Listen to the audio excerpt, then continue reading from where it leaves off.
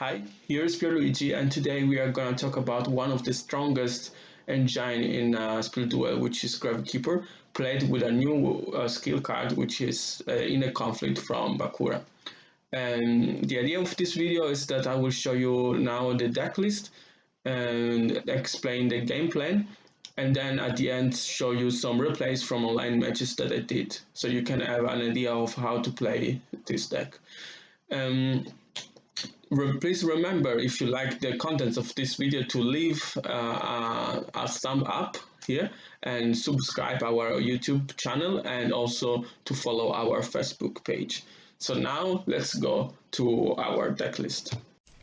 So here we are with our deck list, and we first go through the skill card, which is Inner Conflict. The effect is to pay half of your life points so you can take control of one of your opponent monster.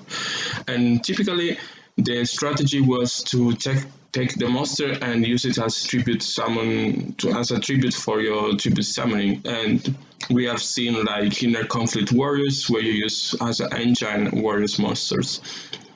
Here the idea is kind of different because we put in the Gravekeepers. In Gravekeepers we have two main tribute summon and monster, which are Chief and Oracle. But the idea behind that is that you play three recruiters which are capable of search whatever Gravekeeper card. So it's like you are increasing the probability that you see a monster that can be tribute summoned whenever you need it. The rest of the monster in the Gravekeeper engine are pretty standard. So we have ambushers for to make some control of the field, and spear soldier, which is very useful to do some piercing damage. And the rest is just Kuribo for defensive play. Going back to the monster that can be tribute summoned, Chief has the effect to special summon from the graveyard once it's summoned, which is useful for recovery and continue to control your field. And Oracle, well, you know already for sure, Oracle has three different effects, which are all of them very, very good.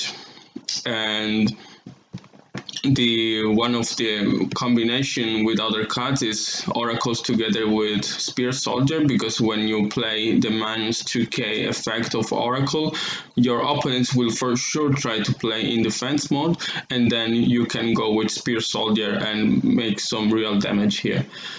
The rest of the deck is pretty standard. We have Wonder Wand for the drawing effect, of course, but also for the plus 500 in the attack of my monster to continue to make some good field control.